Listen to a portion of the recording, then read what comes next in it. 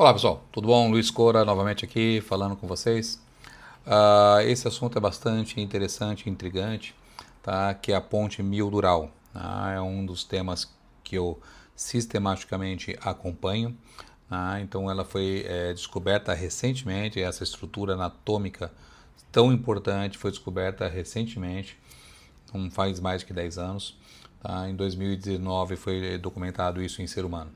Tá? Porque na dissecação dos cadáveres ela é muito frágil. Então, rapidamente o pessoal separava essa pequeno tecido de colágeno do tipo 1 que conecta a dura mater, que é a capa que envolve o cérebro e a medula, tá? A três músculos da região suboccipital, reto captis maior, reto captis menor e oblíquo inferior, além do ligamento nucal. Tá? Então o que acontece? Quando você dobra a cabeça para trás, você vai ver que vai ter uma dobrinha aqui. Tá? Imagina essa dobrinha sendo a dura mater, ou seja, a capa que envolve a medula, tendo uma dobradura. Não é interessante? O que a natureza fez? Fez uma ponte de colágeno, tá? Bastante, um colágeno mais duro, o colágeno do tipo 1, tá? E fez com que esses músculos contraíssem para você não ter essa chanfradura, essa dobra em volta da medula. Tá? Então isso é uma função muito importante dessa estrutura. Segunda questão. Quando você movimenta a cabeça para frente, para trás, tá? Você vai mexer nessa região e vai fazer com que o líquido céfalo-raquídeo, o líquido que envolve o cérebro e que tem várias funções, não só proteger ele de impactos, mas também proteger, limpar as toxinas cerebrais, fazer comunicação cerebral, fazer comunicação através de substâncias químicas, né? Isso vai ser desconfigurado. Então você vai ter uma dificuldade de drenar ou fluir o líquido do pescoço. Terceira questão importante, tá? Esta região é sensível, extremamente sensível. Então você tem, por exemplo, os músculos suboccipitais, tem artigos que falam que até 240 fusos por grama de tecido no oblíquo inferior. Nesse artigo ele comenta num estudo de 40 até 40 fusos por grama de tecido, ou seja, torna essa região extremamente sensível, tá, em comparação a outros músculos do corpo. Por quê? Tudo que a gente vai fazer, mexer a cabeça, escutou um barulho, tem um predador ou teve alguma coisa de perigoso, você vai ter que mexer a cabeça. Então torna esta região muito informante para o sistema nervoso central. É uma restrição que a gente chama de propriocepção, ou percepção do que é próprio. Tá? Então ele torna uma região extremamente sensível. Então quando você desconfigura isso aí, a sua propriocepção, ou seja, a forma como o seu corpo se comunica com o teu cérebro fica alterada. Tá? Além disso, quarto, quando você tem disfunções como traumas, chicotes, esses músculos não estão preparados para receber a pancada. Então, ele sacrifica o músculo em detrimento do cérebro. Então, o mais importante seria proteger o cérebro. Então, esses músculos eles têm poucos mecanismos de proteção. Diferente do bíceps, por exemplo, que você solta o objeto quando você passa de um peso X. Tá? 100 quilos, de repente, você solta o objeto, senão vai rasgar. O cérebro é mais importante. Então, ele vai sacrificar essa musculatura. Certo? Então tem algumas doenças, como por exemplo a doença de Chiari tipo 1, né, que é uma malformação, onde o occipito ele termina um pouquinho mais cedo, tá? Então uma parte do cerebelo, tá? ele afunila ali no canal da medula.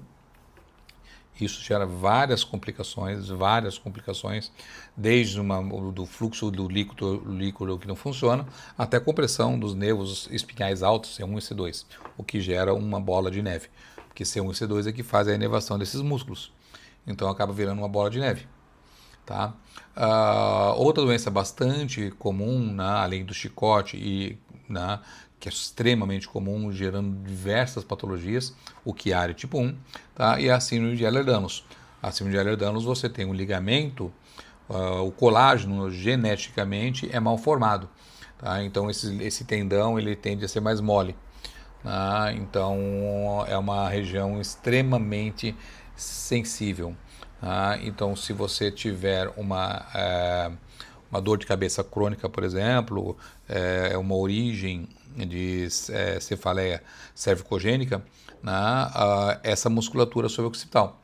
Então, você tem várias estratégias que você pode testar, né? Como é uma situação muito nova, tá? A gente testa as possibilidades terapêuticas baseadas em mecanicismo, né? Ou seja, baseadas em princípios de fisiologia e fisiopatologia, né? É porque os grandes trials, né? Por exemplo, trial de hipertensão, diabetes, isso não vai acontecer, né, num futuro próximo, tá? Digamos que 10, 20 anos pelo menos, e as coisas estão acontecendo, os pacientes você tem que resolver o problema agora, né? Então você vai ter que testar, baseado sempre em princípios de bioética. A gente tem que se baseia nos princípios de Béchamp, tá? Onde você tem o principalismo de Béchamp, que é bioética, onde você procura não fazer o mal intencionalmente, procura fazer o bem sempre que possível, tá? Respeitando a autonomia tanto do médico quanto do paciente, tá? E o princípio da equidade e de justiça, tá? Onde você tem meios equiparados para os pacientes diferentes. Beleza? É isso, aproveitem, bons estudos. Olha só, sejam muito bem-vindos a esta análise. Hoje a gente vai focar direto num mistério anatômico que é simplesmente incrível, quase inacreditável. É uma daquelas coisas que literalmente conecta os nossos movimentos mais comuns do dia a dia à saúde do nosso cérebro. Vamos explorar juntos uma estrutura recém-descoberta que está sacudindo a forma como a ciência entende a nossa biomecânica e a nossa neurologia.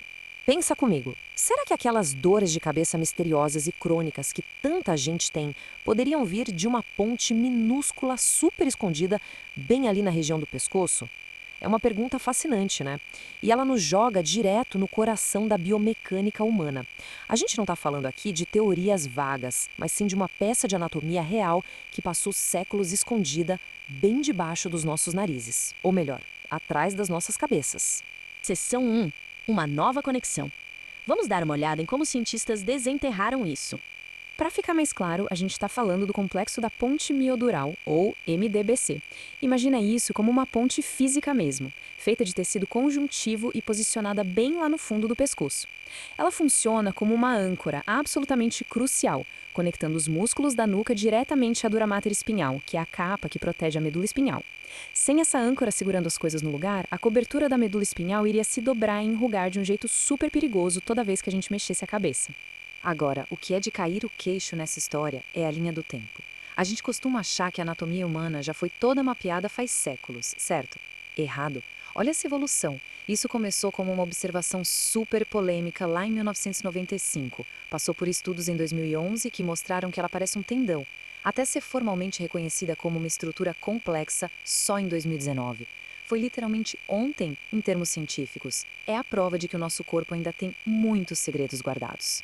Seção 2. Biomecânica e o fluido cerebral. Entender a mecânica disso é fundamental. A mecânica dessa reação em cadeia dentro de nós é brilhante. Pensa num movimento simples, como dar um aceno de cabeça ou abaixar para olhar o celular. Os músculos contraem e essa tensão viaja direto por essa ponte miodural, puxando a dura mater. E sabe qual é o resultado disso? Isso literalmente bombeia o líquido cefalorraquidiano. É uma verdadeira bomba de fluidos trabalhando aí dentro de você, totalmente independente do seu coração ou do seu pulmão. E para essa bomba funcionar direitinho, a sensibilidade tem que ser absurda. Impressionantemente, os músculos que se conectam a essa ponte têm 36 fusos musculares por grama. Só para colocar isso em perspectiva, um músculo gigante, como o glúteo máximo, tem apenas 0,8. Isso faz da região do pescoço um radar ultrassensível de tensão, mandando dados em tempo real direto para o seu sistema nervoso central. Claro, para manter as coisas imparciais, é legal relatar que tem um debate científico super quente rolando sobre isso. Alguns pesquisadores defendem que fetos em desenvolvimento já têm essas pontes funcionando a todo vapor no útero. Outros já acham que a estrutura no feto ainda é muito imatura, sem aquelas fibras elásticas e que só amadurece depois do nascimento para aguentar a gente andar de pé. Mas os dois lados concordam numa coisa: é o estresse mecânico que dita a formação dela. A ciência ainda está de olho para descobrir exatamente quando essa bomba é ligada. Seção 3, uma necessidade evolutiva. Acompanha só como isso muda quando olhamos para outras espécies. Olhando essa comparação, a evolução é simplesmente fantástica. Aves, que gastam muita energia e são super quentes, usam as conexões dessa ponte para estabilizar o cérebro e amortecer toda aquela vibração maluca do voo. Por outro lado, os répteis, que adoram economizar energia, têm uma versão bem mais simples e indireta. Como eles não voam, a estrutura deles foca só em manter a circulação de fluidos rodando com o custo de energia quase zero. E se prepara para essa reviravolta, os mamíferos aquáticos. Baleias e golfinhos meio que hackearam essa mesma ponte. Eles desenvolveram um músculo especializado só para lidar com as pressões físicas extremas do mergulho em alto mar. É uma adaptação arquitetônica perfeita para manter o sangue e os fluidos circulando redondinho enquanto eles estão lá no fundo do oceano. Seção 4. Postura, dores de cabeça e doenças. O que acontece quando tudo isso dá errado? Nesse infográfico super detalhado, a gente consegue ver direitinho o momento em que essa ponte deixa de ser a heroína da história, estabilizando e bombeando tudo, e vira uma fonte de problemas bem sérios. Porque quando a biomecânica falha, todo o ecossistema ali da cabeça e do pescoço sofre o impacto. Para você ter ideia, uma falha nessa estrutura está sendo conectada a condições de saúde muito pesadas. A gente está falando desde os sintomas da síndrome de Ehlers-Danlos, onde o colágeno da ponte fica frouxo, até aquela tontura cervicogênica que manda sinais falsos de movimento e deixa o cérebro totalmente confuso. Sem falar nas conexões com a malformação de Chiari tipo 1 e crises terríveis de dores de cabeça crônicas. E aí vem a pergunta que toca na ferida da nossa vida moderna e conectada. Como é que um hábito tão comum, tipo o tech neck, aquela postura curvada o dia todo na frente das telas, consegue de fato estragar essa anatomia oculta? A mecânica desse dano é super lógica. Quando a gente projeta a cabeça muito para frente, a gente força a parte de cima do pescoço a fazer uma extensão antinatural. Isso encurta cronicamente aqueles músculos super sensíveis que a gente mencionou. E com o músculo encurtado, eles não conseguem manter a tensão constante na ponte. O mecanismo de bomba literalmente quebra e os sinais de dor e vertigem são disparados direto para o seu cérebro. É justo pontuar que os médicos ainda estão montando o resto desse quebra-cabeça. Embora a ligação entre essa ponte e as dores de cabeça já tenha muito apoio na pesquisa, os cientistas ainda estão investigando a sequência exata de como a alteração no líquido cefalorraquidiano aperta o botão da dor lá dentro. É uma fronteira de estudo que está acontecendo agora mesmo. Seção 5, Fronteiras Médicas Futuras. Para onde esse conhecimento pode nos levar?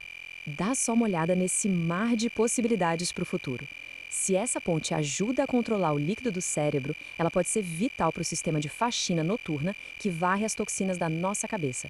Isso significa que podemos explorar novas formas de lidar com doenças neurodegenerativas, tipo Alzheimer, e os cirurgiões já estão sendo orientados a usar técnicas menos invasivas e totalmente novas para proteger essa ponte durante as cirurgias e evitar vazamento de fluido. É literalmente uma revolução. À medida que a gente vai fechando essa análise, não tem como não ficar impressionado com a complexidade brutal da nossa anatomia, né?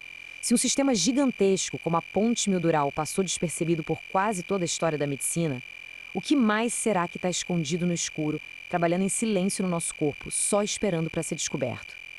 Fica aí essa provocação para a gente nunca parar de aprender. Muito obrigada por acompanhar